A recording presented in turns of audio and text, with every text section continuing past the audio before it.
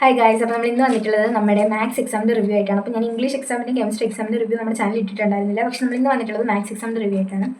അപ്പോൾ മാത്സ് എക്സാമിൻ്റെ കാര്യം പറയുകയാണെന്നുണ്ടെങ്കിൽ ക്വസ്റ്റ്യൻ പേപ്പർ നല്ല എളുപ്പമായിട്ടുള്ള ക്വസ്റ്റ്യൻ ആണ്. എന്ന് വെച്ച് കഴിഞ്ഞാൽ അങ്ങനെ ഭയങ്കരമായിട്ട് ടഫാക്കിയോ അങ്ങനെയുള്ളതൊന്നുമില്ല. കൂടുതലും എപ്പോഴും കാണുന്ന മോഡൽ ആ ടൈപ്പ് ക്വസ്റ്റ്യൻസ് തന്നെ വന്നിട്ടുള്ളൂ. പിന്നെയെന്ന് വെച്ചിട്ടുണ്ടെന്നുണ്ടെങ്കിൽ പല ചാപ്റ്റേഴ്സും നമ്മൾ കവർ ചെയ്യുന്നതിനനുസരിച്ചിരിക്കും നമ്മുടെ മാർക്ക് വരുന്നതിൻ്റെ വെയിറ്റേജ്.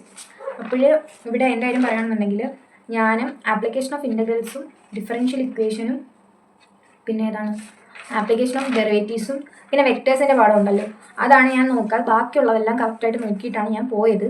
പക്ഷേ പ്രോബബിലിറ്റി എന്നെ ചതിച്ചു. പ്രോബബിലിറ്റി ഞാനാണെങ്കിൽ നോക്കിയിട്ടൊക്കെ പോയതാണ്. പക്ഷേ എനിക്ക് മീൻസ് അവിടെ എക്സാം ഹാളിൽ ഇരുന്നപ്പോഴത്തേക്കും മൊത്തത്തിൽ കൺഫ്യൂഷനായി.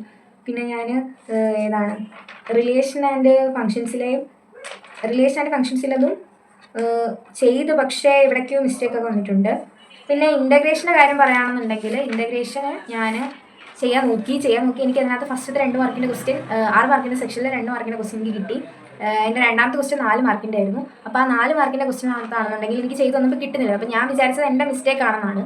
പക്ഷേ അതിനകത്ത് ക്വസ്റ്റ്യൻ മിസ്റ്റേക്ക് ആയത് കാരണം അത് ഞാൻ അറ്റൻഡ് ചെയ്തിട്ടുള്ളതുകൊണ്ട് അതിനെ മാർക്ക്. പിന്നെ എൽ പി പി ഞാനാണെന്നുണ്ടെങ്കിൽ ഇന്നലെ ഇരുന്ന് നോക്കിയിട്ടാണ് പോയത്. അപ്പോൾ എൽ പി പിയുടെ 6 മാർക്ക് സെറ്റാണ്. ഇനി ഇതിനകത്ത് ഏറ്റവും എളുപ്പമുള്ള ഭാഗം എന്ന് വെച്ച് കഴിഞ്ഞാൽ ഈ ഒരു 6 മാർക്കിൻ്റെ സെക്ഷനായിരുന്നു. കാരണം അതിനകത്തെ 17ാമത്തെ ക്വസ്റ്റ്യൻ എനിക്ക് അറിയായിരുന്നു. അതിനകത്ത് 4 ക്വസ്റ്റ്യനും എനിക്ക് ചെയ്യാൻ അറിയായിരുന്നു. 4 ഞാൻ വൃത്തിക്ക് പഠിച്ചിട്ട് പോയ പാഠങ്ങൾ തന്നെയായിരുന്നു.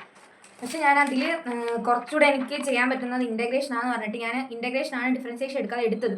പക്ഷേ ഇൻ്റഗ്രേഷനകത്ത് ചെയ്തു വന്നപ്പോൾ എനിക്ക് കിട്ടില്ല. അപ്പം തെറ്റാന്ന് ചോദിച്ചു. പക്ഷേ അത് ക്വസ്റ്റ്യൻ മിസ്റ്റേക്ക് ആയതുകൊണ്ട് അത് പക്ഷേ സീനില്ല. അത് അവിടെ നിന്നുള്ള കറക്റ്റ് 18 മാർക്ക് കറക്റ്റായിട്ട് കിട്ടി.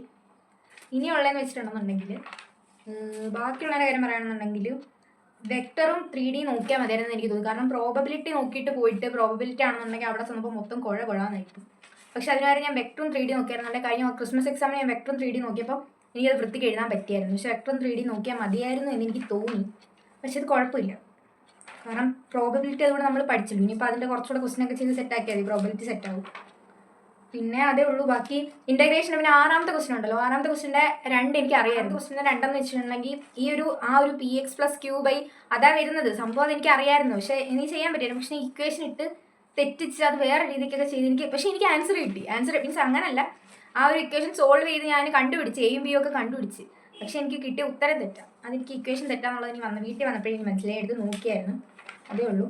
പിന്നെ മെട്രിക്സിൽ നിന്ന് ചോദിച്ചത് എല്ലാം സിമ്പിളായിരുന്നു, എല്ലാം എഴുതി, എല്ലാം കറക്റ്റായിട്ട് കിട്ടി. എനിക്ക് പിന്നെ ഡൗട്ട് വന്നതെന്ന് വെച്ചിട്ടുണ്ടെങ്കിൽ ആ 3ൻ്റെ ഒരു A ആണ് എനിക്ക് ഡൗട്ടുള്ളത്. അത് ഞാൻ എഴുതിയിട്ടില്ല, അതേ ഉള്ളൂ. മെട്രിക്സിൽ നിന്ന് ഇതായിട്ടുള്ളത്. വേറെ പറയുകയാണെന്നുണ്ടെങ്കിൽ കണ്ടിന്യൂറ്റിയുടെ ക്വസ്റ്റ്യൻ ചെയ്ത് കണ്ടിന്യൂറ്റി എയുടെയും ബിയുടെയും വാല്യൂ എനിക്ക് കിട്ടി.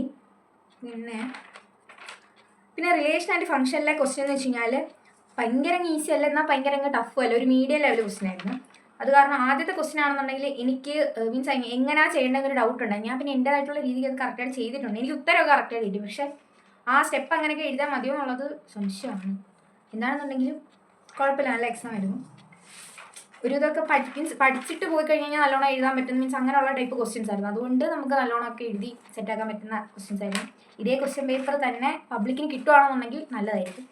ഇല്ലെന്നുണ്ടെങ്കിൽ പണി കിട്ടാനുള്ള ചാൻസ് ഉണ്ട്. കാരണം നോർമലി +1 എന്ന് വെച്ചിട്ടുണ്ടെന്നുണ്ടെങ്കിൽ ക്രിസ്മസും മോഡലും എല്ലാം ഒരുമാതിരിയായിരുന്നു. അത് കഴിഞ്ഞിട്ട് പബ്ലിക്കിന് വന്നപ്പോൾ ഭയങ്കര എളുപ്പമുള്ള ക്വസ്റ്റ്യൻ. ഇതിപ്പം എന്ന് വെച്ചിട്ടുണ്ടെങ്കിൽ ക്രിസ്മസും പാടായിരുന്നു, മോഡലിപ്പം പാടല്ല, എന്നാൽ അങ്ങ് ഭയങ്കര എളുപ്പമല്ല. മീൻസ് ഒരു നല്ല അത്യാവശ്യം നല്ല ലെവലുള്ള ക്വസ്റ്റ്യൻസ് ആയിരുന്നു. അതുകൊണ്ട് തന്നെ ഇനിയിപ്പോൾ പബ്ലിക് എങ്ങനെ ആവും നമുക്ക് പറയാൻ പറ്റത്തില്ല. എന്താണെങ്കിലും നമുക്കെല്ലാം പഠിച്ച് സെറ്റായിട്ട് എഴുതണം, അതാണിപ്പോൾ നമുക്ക് വേണ്ടത്. അപ്പോൾ ഇന്നത്തെ വീഡിയോ ഇത്രയൊക്കെയുള്ളൂ. വീഡിയോ ഇഷ്ടപ്പെട്ടാൽ ലൈക്ക് ചെയ്യുക, ഷെയർ ചെയ്യുക, കമൻറ്റ് ചെയ്യുക, സബ്സ്ക്രൈബ് ചെയ്യുക. ഇനിയിപ്പോൾ നാളെ നമുക്ക് വരുന്നുള്ള നമ്മുടെ സെക്കൻഡ് ലാംഗ്വേജ് ആണ്. അപ്പോൾ അതിൻ്റെ റിവ്യൂ ആയിട്ട് വരുന്നവരെ എല്ലാവർക്കും ഓക്കെ, ബൈ.